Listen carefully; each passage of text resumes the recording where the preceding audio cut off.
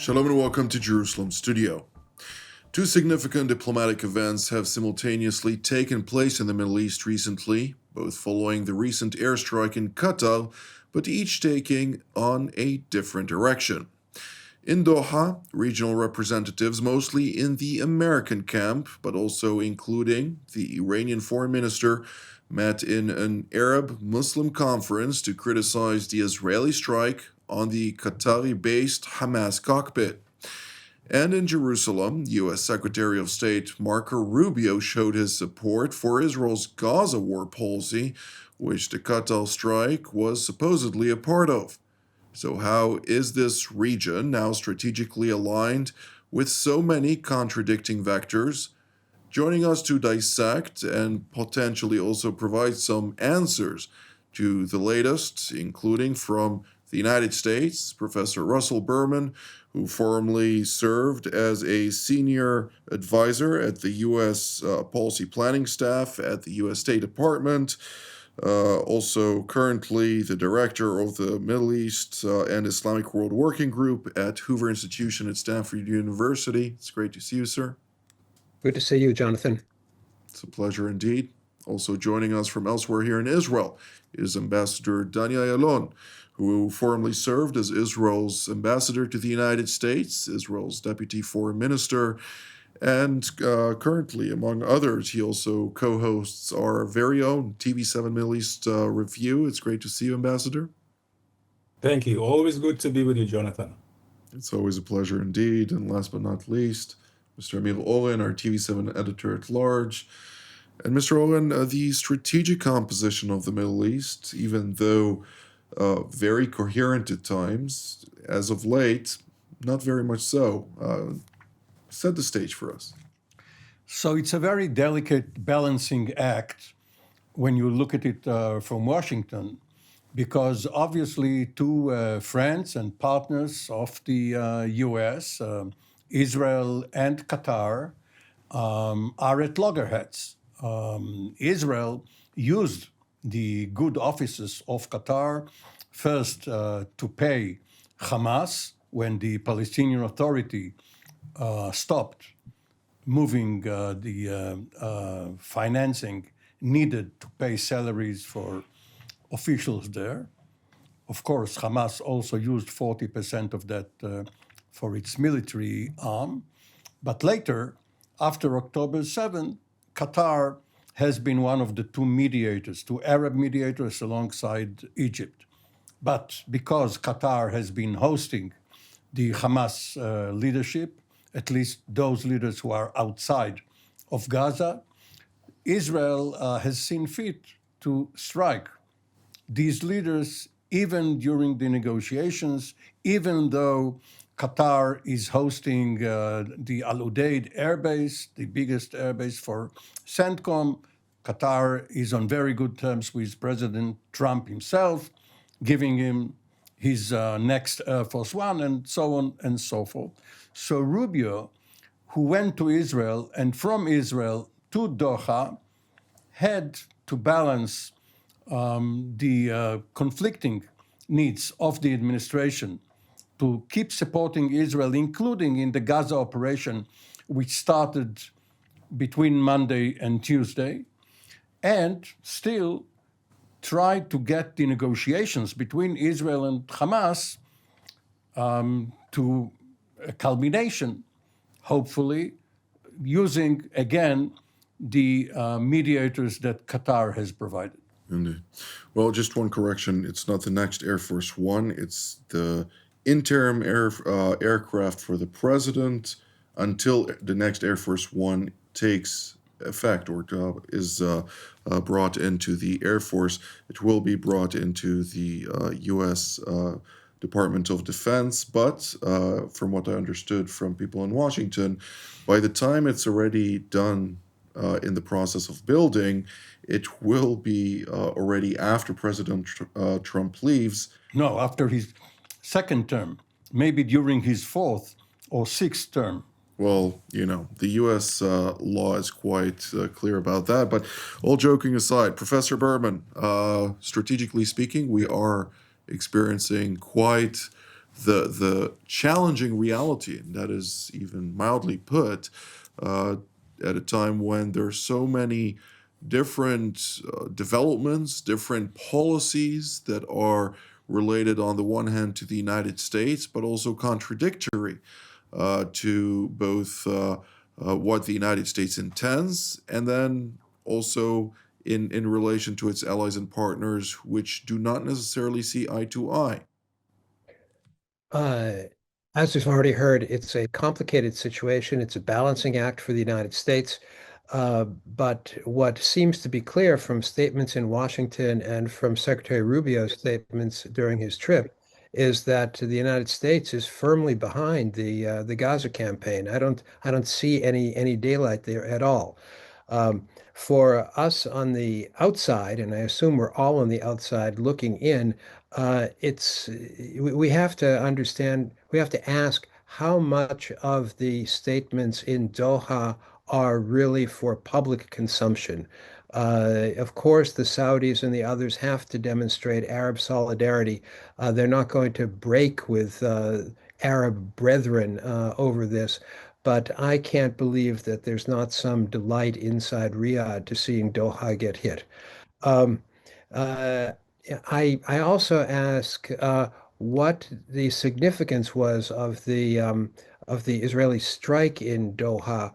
Um, does this indicate that the Netanyahu government believes that the negotiation route is actually fruitless and that the so-called negotiators in Doha were just uh, playing for time? Or was this an effort to give them one final nudge to say it's time to cut a deal? This seems to be a widespread international position that by now Hamas has lost and it should give up.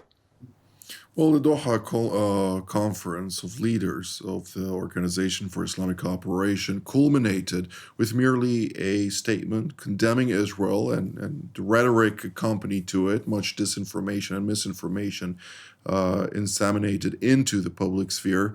But the fact that they have failed to secure some type of joint action, which was what Doha was vying for, does speak louder than words. And in that context, I'd like to ask you, Ambassador Ayalon, when we're hearing also Professor Berman and Mr. Owen's analysis is also relevant here.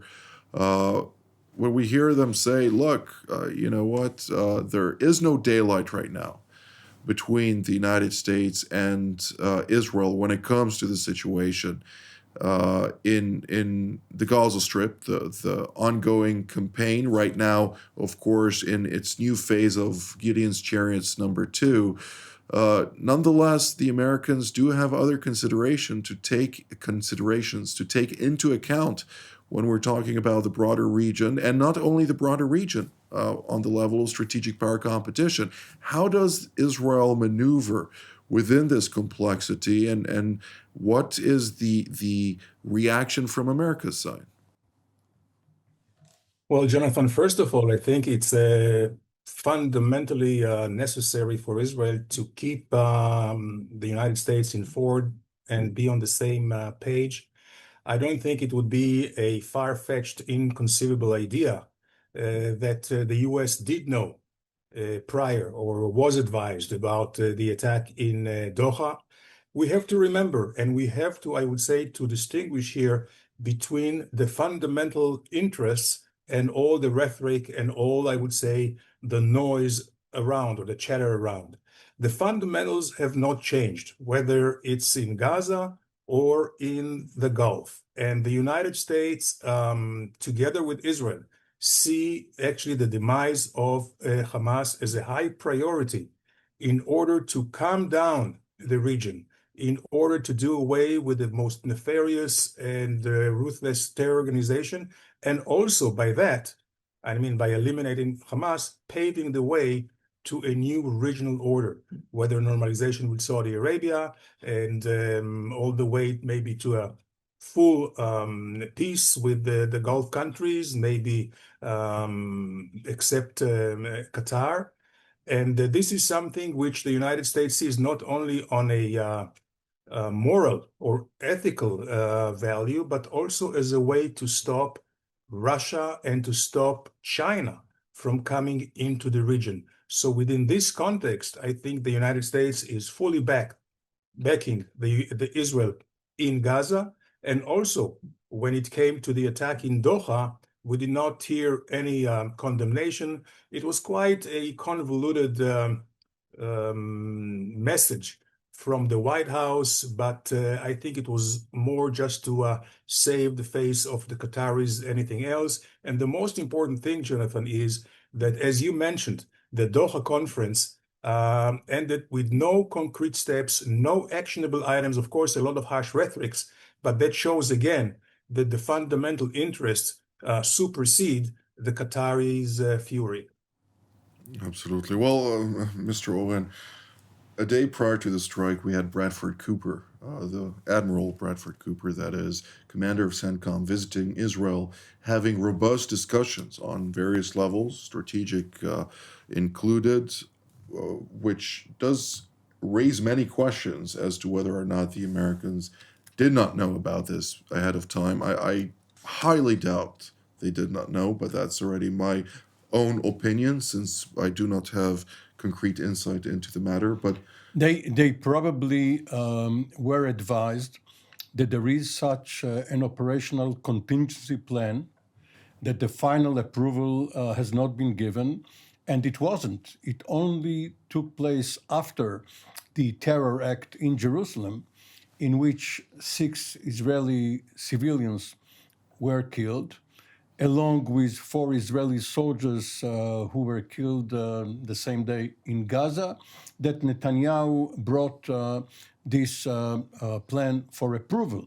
So there is a difference between telling Admiral Cooper, listen, one of these days we may act against the Hamas leadership in Qatar, and telling him, day after tomorrow at 4 p.m., we will do so and so. So you can both advise him as to the general probability or possibility, but not tell him that it is on. particularly when timing is a big factor here for a gathering of Hamas leaders at a single spot, which is, of course, obscure at most until the last minute when they make such And arrangements. apparently the intelligence wasn't very accurate.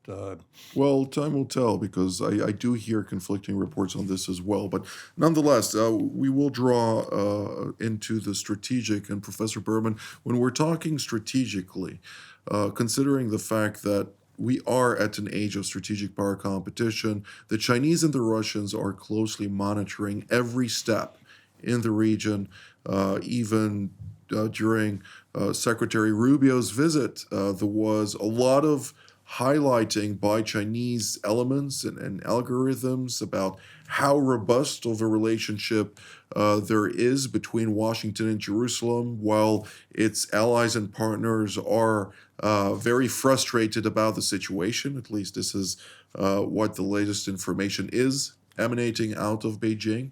What are we to take out of that, and to what degree does the United States consider or take into consideration the strategic level vis-a-vis China when we're talking about the Middle East? Well, it's already been stated that the United States has these larger geostrategic concerns. We are in this age of great power competition, particularly with China, and the United States wants to achieve an integrated Middle East that is linked in friendly relations with the United States. This is clear. This means excluding China, and to a large extent, China has been excluded. Its role in the region is still largely marginal, except in the propaganda space. The story with Russia is different. It's been excluded from or significantly reduced in Syria. And I think there's a question as to what Russia's future role will be in the region. Long term, I believe that the vision in the Trump foreign policy camp is, of course, to degrade the enemy, but potentially to split Russia and China, and that's a complicated game. It could mean trying to push back on Russia in Ukraine while at the same time looking ahead to a positive relationship with Russia in the future because China is the real adversary.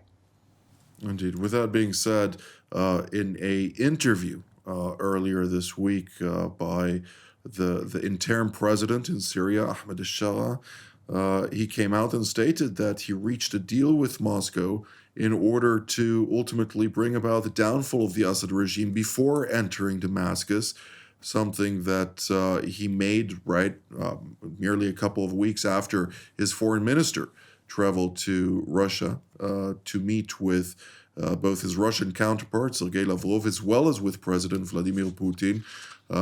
There is a very large debt that Syria has with regard to all kind of commodities, including grain and wheat that was delivered to Syria under the Assad regime that carries on into this new regime at a time when, according to the U.S. Department of Agriculture, we're talking about a deficit of roughly 2.15 million tons of grain that Damascus must import during the remainder of 25 and 2026 alone in order to feed its own population that is very much reliant on the free distribution of bread and may once again embroil itself in a very devastating civil war were this to be taken away from the Syrian population. How are we to take this complex situation into consideration when we're talking about the U.S. considering strategic power competition also vis-a-vis Russia at a time when war rages against Ukraine? Yeah. As I tried to indicate, the United States has this two-tiered approach to Russia. It wants to push back on Russia in Ukraine. It does not want to see Russia as a significant military force in the Mediterranean. At the same time, I believe that there is a vision of a positive relationship with Russia, perhaps in a post-Putin Russia, in order to split it off from China.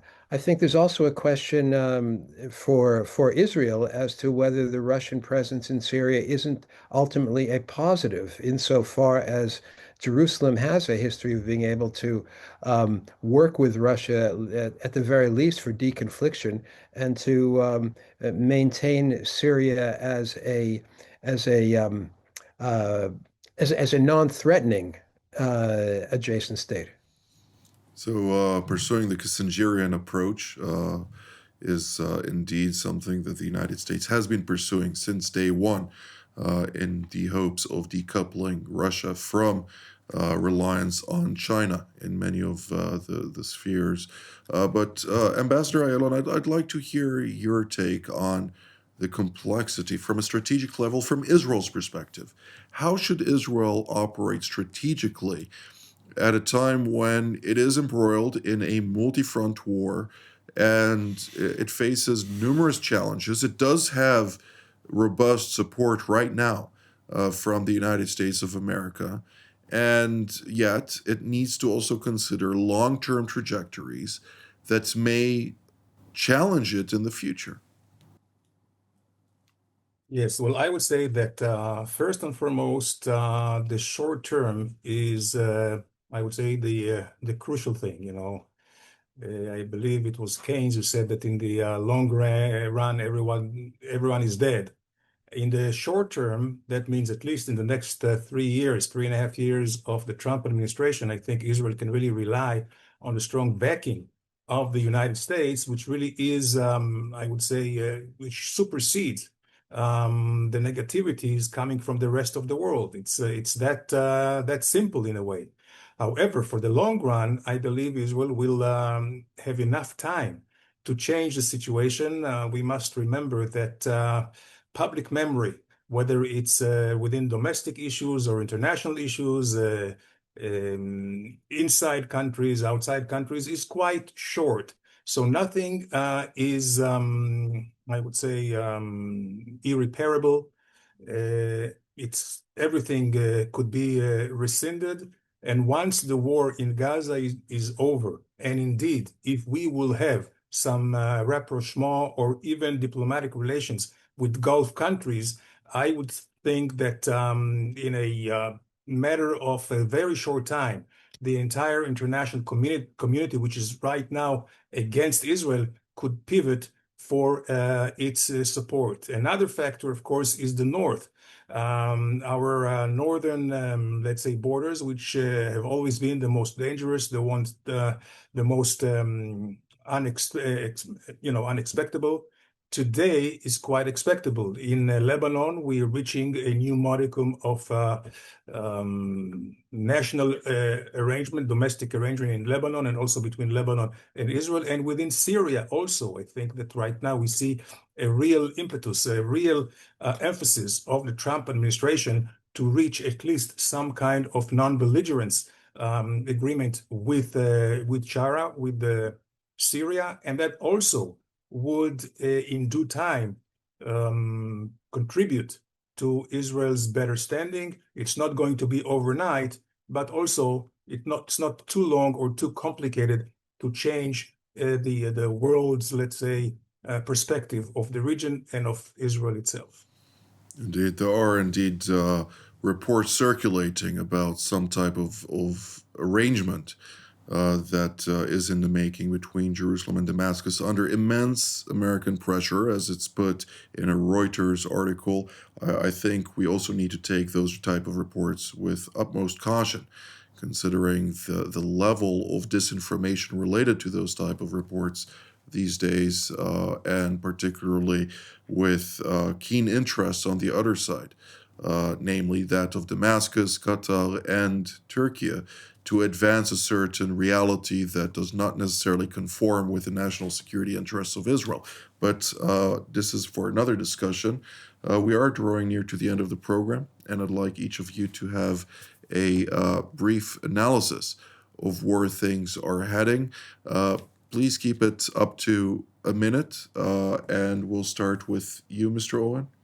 You know, each time there is some tension between a global power like the United States, which is also a major arms supplier, and a regional actor, you hear from the government of the regional actor that they may reconsider the arms supply relationship. They may turn to a competitor, in the American case, Russia, China, or even Europe. It's not so easy. We have seen what has happened in Iran after the revolution, when the relationship was broken between them, and the F-4 Phantoms and the like were grounded. Now, after the Doha strike, some people in Qatar said, well, we will turn to Russia and China. You cannot move from the American defense industry to a Russian or Chinese one overnight. It's good for propaganda. In reality, there is only the United States as a major arms supplier. Indeed. Professor Berman, I'd like to hear your analysis. Where are we heading to from a strategic perspective throughout the Middle East?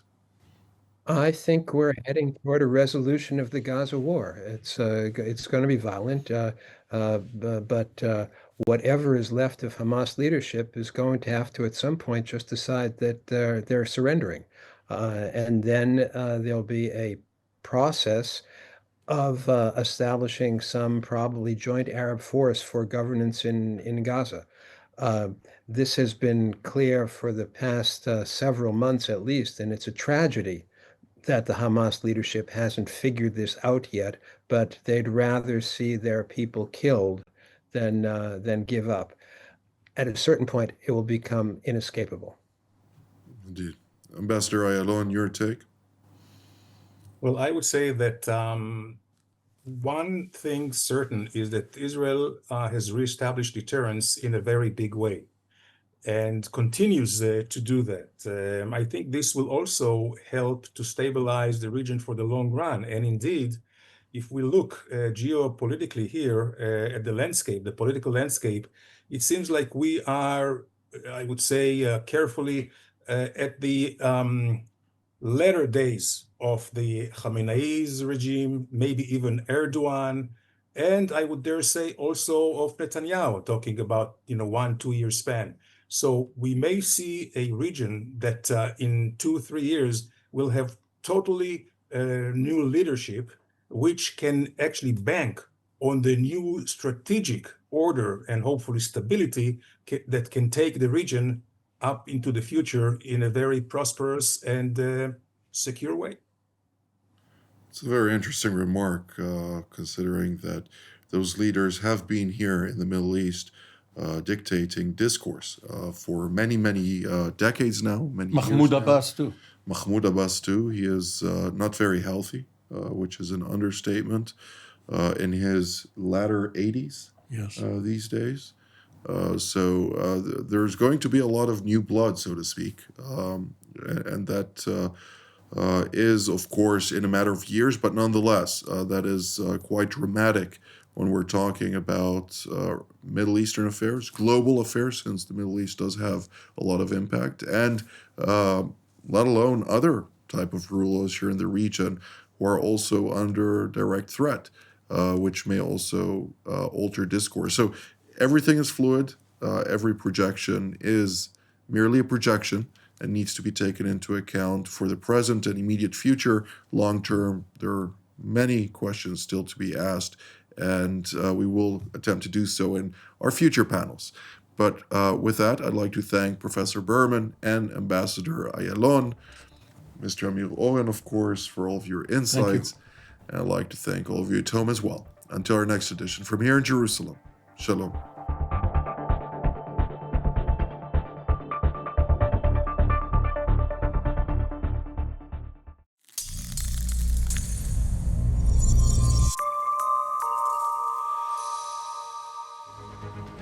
Shalom, I'm Danny Ayalon, former Israeli ambassador to the United States, former deputy foreign minister and member of Knesset. Today, I'm very privileged to be hosting TV7's Middle East Review and also being a panelist of the various shows of TV7, which I find the most enlightening, most educating if you really want to understand the world, the global scene as well as the regional scene of the Middle East. It is worthwhile to watch TV7.